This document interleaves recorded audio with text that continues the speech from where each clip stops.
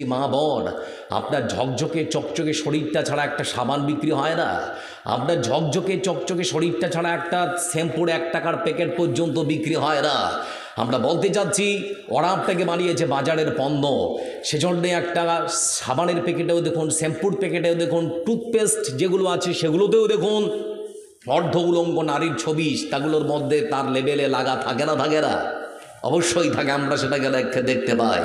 এজন্য বলতে চাচ্ছি, ইসলাম আপনাদেরকে যে অধিকার দিয়েছে কন্যা হিসেবে, স্ত্রী হিসেবে, মা হিসেবে, আপনার সম্মান, আপনার মর্যাদা নিজে আপনি কখনো নষ্ট করবেন না, খণ্ড করবেন না। কারণ এই যুগে, এই পৃথিবীর বুকে মনে রাখবেন একটা কথা, বিয়ের পরে 2-4 ছেলের মা হলে পরে এই রং ধরা যৌবন জং ধরে শেষ। আপনার পাশে যে নারী দাদি বসে আছে, তার শরীরের চামড়াটা হয়তো জড়ে গেছে, শুধুমাত্র সময়ের ব্যবধান। কয়েকটা বছর অপেক্ষা করুন, তারপরে দেখবেন আপনার শরীরটাও সেরকম চড়ে গেছে। এজন্য আসল ইসলাম আপনাকে যেভাবে মূল্যায়ন করেছে, সেভাবে নিজের শরীরটাকে আপনি মূল্যায়ন করুন। পৃথিবীর বুকে সুখে থাকবেন, পরকালে আল্লাহ জান্নাত শুধুমাত্র সময়ের অপেক্ষা। এজন্য ইসলাম নারীদেরকে কি সম্মান এবং অধিকার দিয়েছে, এ বিষয়ে কিছু আজকে আপনাদের সামনে শোনাবো। আমাদের ভারতবর্ষের পার্লামেন্টে নারী সংরক্ষণ বিল পাস করা হয়েছে। মানে পার্লামেন্টের মাটিতে 3/1 ভাগ যে সাংসদ, মানে সেটা নারীদের জন্য সংরক্ষণ করা হবে। আমরা বলতে চাচ্ছি, মোদিজি আপনি মুখে বললেই তো এটা করে দিতে পারেন, কিন্তু এত কিছু নাটক করার কি প্রয়োজন আছে? কিন্তু আসলে সেটা নয়। ভোট ব্যাংক কাকে বলে? যেমন করে হোক তাদের মন জয় করতে হবে। বলতে চাচ্ছি বন্ধু আমার, ইসলাম নারীদেরকে সর্বরকম সম্মান দিয়েছে। আজকে সেজন্য নারীর অধিকার নিয়ে আপনাদের সামনে অল্পক্ষণ, অল্প সময় কিছু কথা বলবো, শুনবো ইনশাআল্লাহ। আপনার বিরক্ত হচ্ছেন নাকি? লক্ষ্য করে দেখুন আল্লাহ রাব্বুল আলামিন নারীদেরকে কিভাবে মূল্যায়ন করেছেন। ইসলাম নারীদেরকে সম্মান এবং মর্যাদার উচ্চ শিখরে পৌঁছে দিয়েছে। কিন্তু বর্তমান সময়ের নেতা নেত্রীরা শুধুমাত্র নারীদের সম্মানের মর্যাদার কথা বলে, এরা কখনো নারীদের সম্মান দিতে পারে না। যদি দেয় তাহলে ভারতবর্ষের বিভিন্ন প্রান্তে বেশ্যাখানা খোলা আছে কেন? ভারতবর্ষের বিভিন্ন প্রান্তে বৃদ্ধাশ্রম খোলা আছে কেন? আর আমার বিশ্বাস, মুসলমানদের মা এবং বোনেরা বৃদ্ধাশ্রমে থাকে না। আমার বিশ্বাস, যে সমস্ত বেশ্যাখানাগুলো খোলা রয়েছে, আমাদের ভারতবর্ষের সরকারের কি ক্ষমতা নেই আপনারা বলতে পারেন? অবশ্যই তাদের ক্ষমতা আছে, কিন্তু তারা সেটা বন্ধ করবে না। কারণ সেখান থেকেও সরকারের খাতে, সরকারি খাতে, সেখান থেকেও তারা কিছু পায়। সেজন্যে তারা শুধুমাত্র নারীদের সম্মান এবং মর্যাদার কথা মুখে বলবে, কাজে কখনো পরিণত করবে না। আমার বন্ধুরা, এজন্যে মা বোনদেরকে বলতে চাচ্ছি, এমন একটা সময় ছিল যখন আপনাদেরকে হাটে বাজারে গরু ছাগলের মতো বিক্রি করা হতো। তার জাজল্য প্রমাণ আল্লাহর করার আমি আপনাদের সামনে কোরআনের আয়াতগুলো একটা একটা করে নিয়ে আসছি। মহান সত্য আল্লাহ রাব্বুল আলামিন তিনি বলেন, وَإِذَا بُشِّرَ أَحَدُهُم بِالْأُنثَىٰ ظَلَّ وَجْهُهُ مُسْوَدًّا وَهُوَ كَظِيمٌ। এ বিশাল পৃথিবীর শুরু থেকে আজ পর্যন্ত বন্ধু আমার, এ বিশাল পৃথিবী এমন একটা সময় পার করেছে, এমন একটা সময় গেছে যে সময়টাকে বলা হতো অজ্ঞতার যুগ, মূর্খতার যুগ, বর্বরতার যুগ, অসভ্যতার যুগ। সেই ঘরে কোনো কন্যা সন্তান যদি জন্মগ্রহণ করত, কোনো মেয়ে সন্তান যদি জন্মগ্রহণ করেছে, ততক্ষণাৎ সেই কন্যা সন্তান, মেয়ে সন্তানের সুসংবাদ যদি তার বাবার কানে পৌঁছে দেওয়া হয়েছে, যেই শুনেছে, ততক্ষণাৎ তার বাবার মুখটা কেমন যেন ঝাপসা হয়ে গেছে, কালো হয়ে গেছে। পরে বলে চিন্তা করলো, আমার ঘরের মধ্যে কন্যা সন্তান জন্মগ্রহণ করেছে, আমার এই মেয়ে সন্তান বড় হবে, পরের বাড়িতে যাবে, পরের বাড়িতে গিয়ে রাঁধুনির কাজ করবে, ধপার কাজ করবে, মুচির কাজ করবে, মেথরের কাজ করবে। আমি বাবা হয় কেমন করে সহ্য করব? ঘরে বসেই সিদ্ধান্ত নিয়েছে, কোনো বন্ধু বান্ধবের সঙ্গে দেখা করে না, ঘর থেকেও বের হয় না।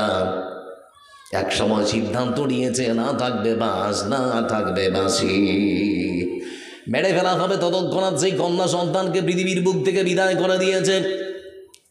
আমার বন্ধুরা, এই সময় এই সমস্ত কন্যা সন্তানদেরকে মূল্যায়ন করা হতো না। লক্ষ্য করে দেখুন, সেই যুগটা ছিল অসভ্যতার যুগ, অজ্ঞতার যুগ, মূর্খতার যুগ। সেই জন্যে বন্ধু আমার এমন করে তাদের সঙ্গে অবিচার করা হতো।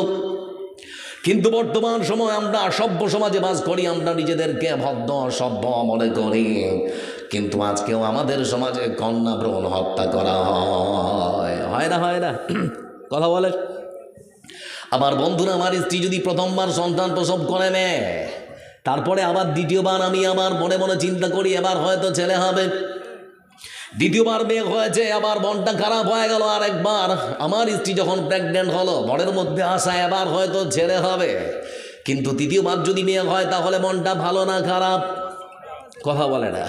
আমার বন্ধুরা ঠিক সেই সময় মা এবং বাবা দুজনেই তারা সিদ্ধান্ত নিয়েছে এই বাচ্চাকে রাখা যাবে না, কারণ তারা আল্ট্রাসাউন্ডের মাধ্যমে জানতে পেরে গেছে, ডাক্তার বলেছে আপনার স্ত্রীর গর্ভে কন্যা সন্তান জন্মেছে পুত্র।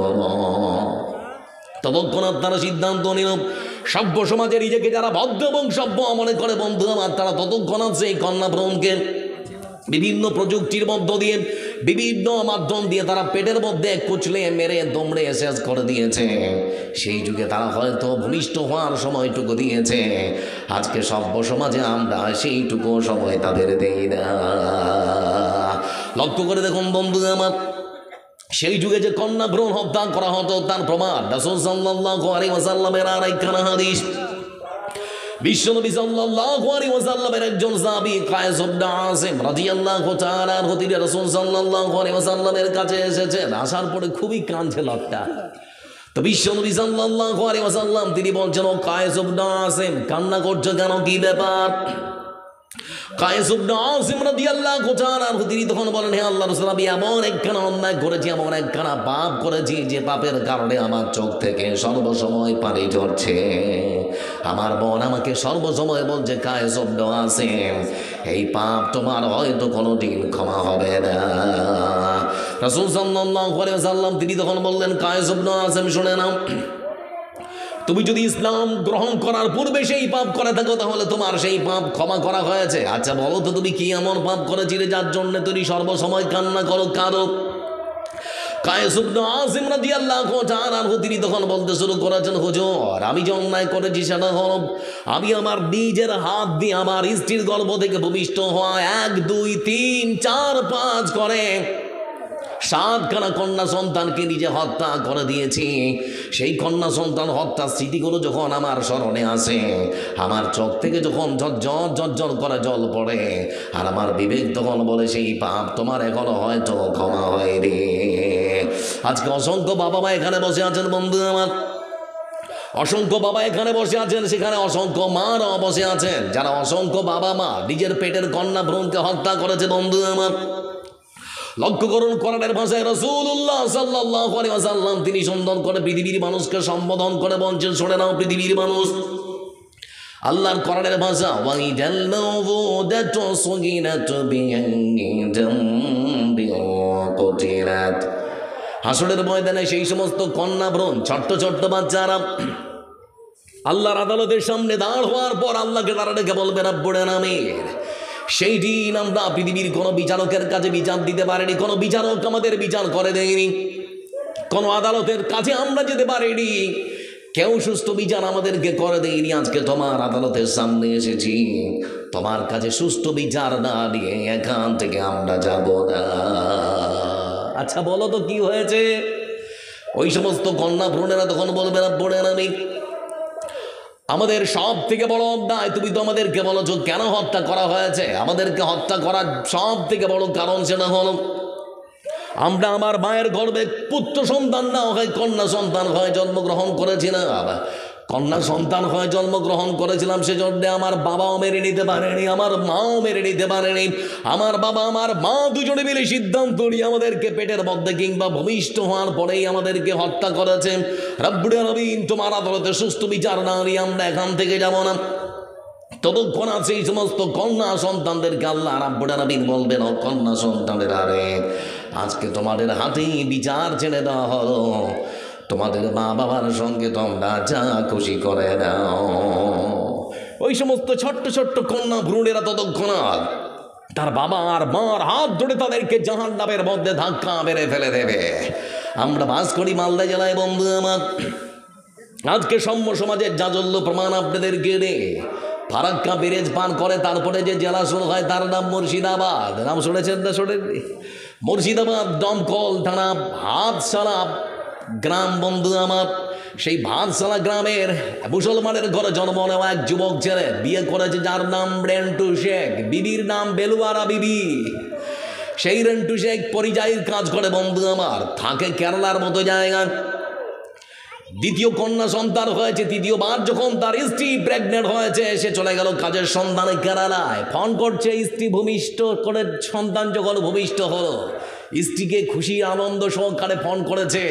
এবার হয়তো স্বামীর কাছে ফোন যাবে যে পুত্র সন্তান হয়েছে, কিন্তু স্ত্রী তার কণ্ঠটা নিচে করে বলছে, স্বামী যান এবারও কন্যা সন্তান হয়েছে, মনটা খুব খারাপ। এই মতো করে কয়েকটা মাস কেটে গেল। 3 মাসের মধ্যে যখন বাড়িতে ফিরে এসেছে, ঠিক দুপুর বেলা কন্যা সন্তান সামনে রেখে বন্ধু আমার পা দুটো ধরে দেওয়ালে আছাড় মেরে তাকে হত্যা করা হলো। বর্তমান সভ্য সমাজেও অসংখ্য মানুষ আছে যারা কন্যা ভ্রূণকে কোনো মতোই মেনে নিতে পারে না। ও মেয়ের বাবারা যারা এখানে বসে আছেন, এবার আপনাদের জন্য সুসংবাদ রাসূল সাল্লাল্লাহু আলাইহি সাল্লামের পক্ষ থেকে। লক্ষ্য করে দেখুন, রাসূল সাল্লাল্লাহু আলাইহি ওয়াসাল্লাম তিনি বলেছেন যে ঘরের মধ্যে কন্যা সন্তান জন্মগ্রহণ করে, যে কন্যা সন্তান ঘরের মধ্যে যদি আল্লাহর পক্ষ থেকে জন্ম নেয়, আল্লাহর পক্ষ থেকে সেই ঘরের মধ্যে রহমত এবং বরকত দেওয়া হয়। আচ্ছা, যারা বসে আছেন আপনাদেরকে বলতে চাচ্ছি, রাসূল সাল্লাল্লাহু আলাইহি ওয়াসাল্লামের 4টা মেয়েই বেঁচে ছিলেন, কিন্তু কোনো পুত্র সন্তান ছিল না। আপনারা জানেন না? জানেন। কিন্তু বলতে চাচ্ছি বন্ধু আমার, রাসূলুল্লাহ সাল্লাল্লাহু আলাইহি ওয়াসাল্লাম তিনি পুত্র সন্তানের পিতাদের জন্য কোনো রকম সুসংবাদ দেননি, কিন্তু কন্যা বা মেয়ে যাদের আছে তাদের জন্য সুসংবাদ। আমার দিকে তাকান, রাসূলুল্লাহ সাল্লাল্লাহু আলাইহি ওয়াসাল্লাম তিনি বলেন, মান কানা লাহু 3 বানাতিন ফাসাবরা আলাইহিন্না ওয়া আত'আমাহুন্না ওয়া সাকাহুন্না ওয়া কাসাহুন্না মিন জিদাতিহি কুন্না লাহু হিজাবাম মিনান নারি ইয়াওমাল কিয়ামাহ। রাসূল সাল্লাল্লাহু আলাইহি ওয়াসাল্লাম তিনি সুন্দর করে বলেছেন যে ঘরের মধ্যে 3টে মেয়ে আছে যার। আচ্ছা, কার 3টা মেয়ে আছে একটু হাত তোলা যাবে? 3টে মেয়ে আছে এরকম মানুষ, 1টা 2টা মানে বেশ কিছু আছে। আপনাদের জন্য সুসংবাদ শুনে দিন, রাসূল সাল্লাল্লাহু আলাইহি ওয়াসাল্লাম তিনি বলেছেন, পৃথিবীর মানুষ তোমরা শুনে নাও, তোমাদের ঘরে যদি 3টে মেয়ে থাকে, 3টে কন্যা সন্তান থেকে হাসরের ময়দানে তার জাহান্নামের রাস্তায় আড়াল হয়ে দাঁড়াবে, ঢাল হয়ে দাঁড়াবে। আল্লাহকে বলবে, রব্বুল আলামিন, আমার বাবা আমার মা আমাদেরকে পেয়ে তারা সন্তুষ্ট ছিল, আমাদেরকে খেতে দিয়েছিল, পড়তে দিয়েছিল, আমাদেরকে শিক্ষার জন্য টাকা পয়সা খরচ করেছে। রব্বুল আলামিন, আমার বাবার মাকে জান্নাত না দেওয়া পর্যন্ত আমরা জাহান্নামের রাস্তা থেকে আমরা 1 পা হটব না। এজন্য রাসূল সাল্লাল্লাহু আলাইহি ওয়াসাল্লাম তিনি বলেছেন, যার ঘরের মধ্যে 3টা মেয়ে সন্তান আছে তার জন্য আল্লাহ রাব্বুল আলামিনের পক্ষ থেকে জাহান্নামের আগুনকে হারাম করে দেওয়া হয়েছে। ভাবা যায়? আবার রাসূল সাল্লাল্লাহু আলাইহি ওয়াসাল্লাম আর হাদিসের মধ্যে বলেন, রাসূল সাল্লাল্লাহু আলাইহি ওয়াসাল্লাম তিনি সুন্দর করে আর হাদিসের মধ্যে বলেছেন, মান আলা 3 বানাতিন ফাআদ্দাবাহুন্না ওয়াজাওয়াজাহুন্না ওয়া আহসানা ইলাইহিন্না ফালাহুল জান্নাহ। রাসূল সাল্লাল্লাহু আলাইহি ওয়াসাল্লাম তিনি বলেছেন, শুনে নাও ভালো করে, কোন ঘরের মধ্যে যদি 3টে মেয়ে হয়, কারো যদি 3টে কন্যা সন্তান হয়, তাহলে পরে সেই কন্যা সন্তানের পিতা তার মেয়েদেরকে যদি শিষ্টাচার শেখায়, ফাআদ্দাবাহুন্না ওয়াজাওয়াজাহুন্না তাদেরকে যদি বিয়ে দেয়, ওয়া আহসানা ইলাইহিন্না তাদের সঙ্গে যদি সদাচরণ করে, ফালাহুল জান্নাহ তাহলেই জান্নাত। তার মানে 3টে মেয়ে আছে যার, জান্নাতের দরজা খোলা আছে তার। আমার বন্ধুরা, রাসূল সাল্লাল্লাহু আলাইহি ওয়াসাল্লাম তিনি বলেছেন, 2টো মেয়ে যদি কারো থাকে তাদের জন্য সুসংবাদ আছে। রাসূল সাল্লাল্লাহু আলাইহি ওয়াসাল্লাম তিনি সুন্দর করে বলেন, মান আলা জারিয়াতাইনি হাত্তা তাবলুগা জা ইয়াউমাল কিয়ামা আলা ওয়া হুয়া ক্বালা দাম্মা আসাবিয়া। রাসূল সাল্লাল্লাহু আলাইহি ওয়াসাল্লাম তিনি বলেছেন, পৃথিবীর মানুষ তোমরা শুনে নাও, তোমাদের ঘরে যদি 2টো কন্যা সন্তান থাকে তাহলে পরে তোমাদের জন্য সুসংবাদ, হাসরের ময়দানে তোমরা পৃথিবীর সব থেকে শ্রেষ্ঠ মানুষ, তার মানে আমি মুহাম্মদ সাল্লাল্লাহু আলাইহি ওয়াসাল্লাম, হাসরের ময়দানে তোমরা আমার সঙ্গে থাকার সুযোগ পেয়ে যাবে। আমি এবং তুমি এই মতো কাছাকাছি অবস্থান করব। 2টো আঙ্গুলকে এই মতো করে দেখানো হয়েছে, বলে আমি আর তুমি এই মতো করে থাকবো। তার মানে 2টো মেয়ে আছে যার, রাসূলের সঙ্গে সাথে থাকার সুযোগ আছে তার। এবার আপনারা বলুন, আপনার যদি 4টা 5টা ছেলে থাকে, এরকম কোনো হাদিস হয়তো আমার জানা নেই যে আপনাদের জন্য রাসূল সাল্লাল্লাহু আলাইহি ওয়াসাল্লাম সেরকম কোনো সুসংবাদ দিয়েছেন। এই তো হচ্ছে বন্ধু আমার প্রথম ধাপ। ইসলাম আপনাদেরকে শুধুমাত্র নারীদেরকে প্রথমত কন্যা হিসেবে সম্মান দিয়েছে, তারপরেই আবার সম্মান নারী হিসেবে। আমার বন্ধুরা, দাম্পত্য জীবনের সূচনা একজন মেয়ে যখন স্ত্রী যখন হয়, স্ত্রী হওয়ার সৌভাগ্য যখন তার কপালে জোটে, তখন তার সম্মান আবার ইসলাম আর 1 ধাপ বাড়িয়ে দিয়েছে। আল্লাহ রাব্বুল আলামিন পবিত্র কোরআনে কারীমের মধ্যে সুন্দর করে বলেন وَمِنْ آيَاتِهِ أَنْ خَلَقَ لَكُم مِّنْ أَنفُسِكُمْ أَزْوَاجًا لِتَسْكُنُوا إِلَيْهَا وَجَعَلَ بَيْنَكُم مَّوَدَّةً وَرَحْمَةً আল্লাহ রাব্বুল আলামিন তিনি বলেন আমার অসংখ্য নিদর্শনাবলীর মধ্যে একটা নিদর্শন হচ্ছে পৃথিবীর বুকে মানুষেরা তোমরা শুনে নাও অপুরুষ তোমাদের থেকে তোমাদের জোড়া সৃষ্টি করেছি তোমাদের শান্তি তৃপ্তি মনের বাসনা কামনা শান্তি পাওয়ার জন্য তোমাদের থেকে তোমাদের জোড়া সৃষ্টি করেছে সেই সম্পর্কটাকে কেমন করে আপনারা আবার বৈধ করবেন তারও দিক নির্দেশনা রাসূল সাল্লাল্লাহু আলাইহি ওয়াসাল্লাম তিনি এই মতো দিয়েছেন ভালো করে শুনে নিন বন্ধু আমার আল্লাহ রাব্বুল আলামিন পবিত্র কোরআনে কারীমের ভাষায় সুন্দর করে বলেন فانكحوا ما طاب لكم من النساء مثنى وثلاث ورباع আমাদের ওই গ্রামেরই আব্দুল হক মারা গেছে ওর ছেলে 5,000 টাকা দিলে একটু দোয়া করেন আচ্ছা দোয়া করে দেবো ইনশাআল্লাহ একটু দাঁড়ান আমি বলি নাকি হ্যাঁ তো 10,000 টাকা দিয়েছেন আব্দুল হক 6,000 কালেকশন করতে তো বলেননি তো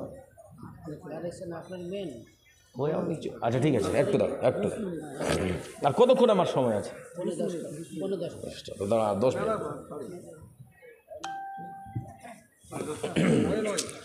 আচ্ছা ঠিক আছে আমি আর 10 মিনিট লক্ষ্য করে দেখুন বন্ধু আমার রাসূলুল্লাহ সাল্লাল্লাহু আলাইহি তিনি পবিত্র কোরআনে কারীমের ভাষায় বলেন ও যুবকেরা তোমরা বিয়ে করো 2-2 3-3 4-4 2-2 3-3 4-4 কারো 4টা আছে এখানে আছে কারণে আমার বন্ধুরা তারপরে ইসলাম আপনাকে অনুমোদন দিয়েছে 2-2 3-3 4-4 আপনি যদি মনে করেন আপনার স্ত্রীকে আপনি খাওয়াতে পারেন পড়াতে পারবেন কিংবা তার সঙ্গে সমতা বজায় রাখতে পারেন তাহলে আপনি বিয়ে করতে পারেন তাহলে ইসলাম আবার নিষেধাজ্ঞা জারি করেছে খবরদার এক যদি ভয় হয় তাহলে পড়ে এক কেন জানেন রাসূল সাল্লাল্লাহু আলাইহি ওয়াসাল্লাম তিনি বলেছেন পৃথিবীর মানুষ তোমরা ভালো করে শুনে নাও তুমি যদি বিয়ে করো 2-2 3-3 4-4 একটাকে রাজধানী আর একটাকে ভিখারিনী যদি বানাও একটাকে যদি তুমি অনুসারী পড়াও আর একটাকে বেনারসি শাড়ি পড়াও একটার সঙ্গে যদি ভালো আচরণ করো আর একটার সঙ্গে খারাপ আচরণ করো হাসরের ময়দানে তোমাকে ওঠানো হবে এই অবস্থায় তোমার শরীরের একটা জীবিত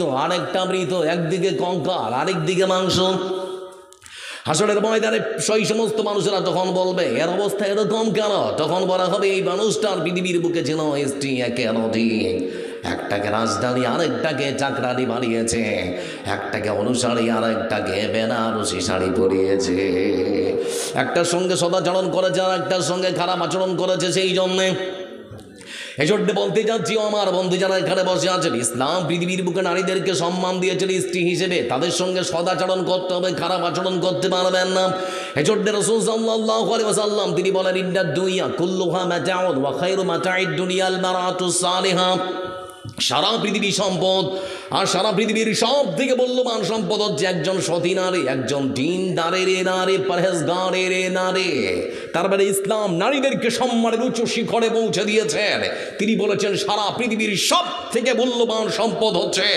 একজন সতী নারী আজকে আমাদের সমাজের নেতারাও নারীর অধিকার নিয়ে কথা বলে ভারতের পার্লামেন্টে ভারতবর্ষের প্রাক্তন যিনি উপরাষ্ট্রপতি ভেঙ্কাইয়া নাইডু তিনি বলেছিলেন তার বক্তব্যে ইসলাম নারীদেরকে ঠকিয়েছে কিন্তু আমরা বলতে চাচ্ছি ইসলাম নারীকে সম্মানের উচ্চ শিখরে পৌঁছে দিয়েছে তাদের কথা মতো ইসলাম যদি নারীদেরকে ঠকিয়েছে আর তারাই যদি সম্মান দেয় তাহলে হাথরাসের মাটিতে আমার হিন্দু বট্টা গণধর্ষণের শিকার হলো কেন আমাদের 7 বছরের বনাসী কাশ্মীরের মাটিতে গণধর্ষণের শিকার হলো কেন এই মতো করে দিল্লির রাজধানী বন্ধু আমার রাবিয়া সাইফি আমার মুসলমান বনটা দিল্লি পুলিশের কনস্টেবল একজন মুসলিম যুবতী বোন তাকে অপহরণ করে গণধর্ষণ করা হলো কেন এর বিচার কে দেবে নারীদের সম্মান আর অধিকার রক্ষা করার যদি তারা কথা বলে তাহলে আমার বোন মুস্কান উদুপুরি কলেজে বরকা পরিহিত অবস্থায় ঢুকবে তার পরন থেকে বরকা খোলার অপকৌশল করা হচ্ছে কেন যদি তাই হয় তাহলে পরে পিউ কলেজের আমার বোন চাঁদনি বিবির শরীর থেকে হিজাব খোলার অপকৌশল করা হচ্ছে কেন তারা শুধুমাত্র মুখে বলেছে কিন্তু কাজে কখনো পরিণত করে না এজন্য বলতে চাচ্ছি যুবতী বোন আমার কথা বলার অনেক কিছু ছিল কিন্তু পরিবেশ বা সময় হয়তো আমার সাথ দিচ্ছে না সেই জন্যে বলতে পারছি না তবে আমার যুবতী বোন তোমার জন্যে ছোট্ট একটা কথা ডাবের মধ্যে যে পানি থাকে তার মধ্যে কোনো জীবাণু থাকে না, জীবাণুমুক্ত পানি। তুমি তোমার শরীরটাকে ডাবের পানির মতো করে স্বচ্ছ এবং জীবাণুমুক্ত করে রাখো। বিয়ের পর তোমার স্বামীর হাতে তোমার মহামূল্যবান সম্পদকে তুলে দাও, আর তোমার স্বামীর জন্যই তোমার রূপ যৌবনকে সংরক্ষণ করে রাখো। তোমার ইহকালে তুমি লাভবান, পরকালে আল্লাহর জান্নাত শুধুমাত্র সময়ের অপেক্ষা। এজন্য বন্ধুরা বলতে চাচ্ছিলাম, ভারতবর্ষের মাটিতে তাদের যদি স্বাধীনতা থাকে, আমার স্বাধীনতা কেড়ে নেওয়ার অপকৌশল হচ্ছে, আমার সঙ্গে দ্বিচারিতা করা হচ্ছে, আমার সঙ্গে অপমান সুলভ আচরণ করা হচ্ছে। কিন্তু প্রতিবাদ প্রতিরোধকে করবে আমার জন্যে, কথা বলার জন্যে পার্লামেন্টে করণে তারেই, কারণ আমরা এই দল আর সেই দল করতেই ব্যস্ত। বলছিলাম বন্ধু আমার, কথা বলতে চাইলে অনেক কথা একটার পর একটা বেরিয়ে আসবে, কিন্তু তার আগে বিশাল বড় একটা দায়িত্ব মাথায় তুলে দেওয়া হয়েছে। সময় অতীব কম, আর মাত্র হয়তো 10 থেকে 15টা মিনিট। মসজিদের উন্নতি কল্পে জালসা, হ্যান্ডবিল কই, মসজিদের উন্নতি কল্পে জালসা আপনাদের জগন্নাথপুর মসজিদের উন্নতি কল্পে জালসা। যারা এখানে এসেছেন আপনারা হয়তো জানেন, ভারতবর্ষ জুড়ে সারা ভারতবর্ষের মাটিতে 3টে খাতে সব থেকে বেশি সম্পত্তি আমরা অধিগ্রহণ দেখতে পাচ্ছি। তার মধ্যে প্রথম নাম্বার হচ্ছে রেল, দ্বিতীয় নাম্বার হচ্ছে প্রতিরক্ষা খাত, তৃতীয় নাম্বার হচ্ছে বন্ধু আমার ওয়াকফ। সারা ভারতবর্ষে আনুমানিক প্রায় 9.5 লক্ষ একর ওয়াকফ সম্পত্তি আছে মুসলমানদের। এই ওয়াকফ সম্পত্তির নাম করে ওয়াকফ সংশোধনী বিল নিয়ে আসা হয়েছিল শীতকালীন অধিবেশনের প্রথমবার। কিন্তু বন্ধু আমার বলতে চাচ্ছি, এই মসজিদ যদি সংরক্ষণ না করেন, আবার যদি না করেন, তাহলে হঠাৎ করে দেখবেন কবে আপনার মসজিদে তালা লাগিয়ে দিয়েছে, তারা বলবে এটা আমাদের জায়গায় ছিল। সরকারের কাছে আমাদের আমরা নিরপেক্ষ তদন্তের জন্য জোরালো আবেদন করছি। ভারতবর্ষের কোনো প্রান্তে যদি সরকারি সম্পত্তির উপরে মসজিদ থাকে ভেঙে ফেলুন, কিন্তু আমাদের আপনার কাছে একটা অনুরোধ, ভারতবর্ষের বিভিন্ন প্রান্তে কোনো সরকারি সম্পত্তির উপরে যদি মন্দির দাঁড়িয়ে থাকে তাহলে সেটাও ভেঙে ফেলা হোক। আপনারা কি বলছেন? কিন্তু এটা কখনো করা হবে না। জ্বর যার বলুক তার, যারাই রক্ষক তারাই ভক্ষক, কে করবে রক্ষা? এই জন্যে আপনারাই আপনাদের মসজিদটাকে রক্ষা করার চেষ্টা করুন। মসজিদ ঝকঝকে চকচকে হোক, মার্বেল পাথর হোক, এটা বড় কথা নয়। সব থেকে বড় কথা সেটাকে আবাদ করুন, না হলে মসজিদ আল্লাহর বিপক্ষে, আল্লাহর কাছে আপনাদের বিপক্ষে সেদিন সাক্ষ্য গ্রহণ করবে। এই জন্যে যারা এখানে বসে আছেন, মসজিদের উন্নতি কল্পে জালসা, আপনাদের কাছে হাত পাচ্ছি, বেশি চাই না। 5টা করে 1000 টাকা 10টা মানুষ দিন, 2টা করে 1000 টাকা, ওরকম 10-15টা মানুষ দিন। 10টা করে 1000 টাকা দেওয়ার মতো যদি মানুষ থাকেন তাহলে 2টা 4টা 5টা যাওয়া হয় দিন। 1টা করে 1000 টাকা অন্তত দিন। জাকিরের স্ত্রী অসুস্থ আছে। আচ্ছা, জাকির ভাইয়ের স্ত্রী অসুস্থ আছেন। জাকির তো মারা গেছে। আচ্ছা আচ্ছা, জব বন্ধ আছে। আল্লাহুস সামাদ। স্ত্রী অসুস্থ অবস্থায় তিনি শুয়ে আছেন, 8000 টাকা দিয়েছেন। 8000 টাকা নাকি? 8000 টাকা দিয়েছেন। স্ত্রী অসুস্থ, স্বামী পরলোক গমন করেছেন। আপনাদের গ্রামেরই, আপনাদের গ্রামেরই যারা বসে আছেন, প্রাণ খুলে দোয়া দিন, আল্লাহুম্মা যাহাবুল বাস রব্বান নাস ইশফা আনতা শাফি লা শিফা ইল্লা শিফাউকা শিফা আল্লাহ ইউগাদিরু সাকবা। আল্লাহ তুমি সব থেকে বড় ডাক্তার, সব থেকে বড় কবিরাজ। ডাক্তার কবিরাজ যখন থেমে যায় তোমার কাজ তখন শুরু হয়। আল্লাহ তুমি তোমার পক্ষ থেকে তোমার অশেষ রহমত এবং শান্তি দিয়ে তোমার বান্দাকে তুমি সমস্ত রকমের রোগ ব্যাধি থেকে মুক্ত করে দাও, আমরা বলি আমিন।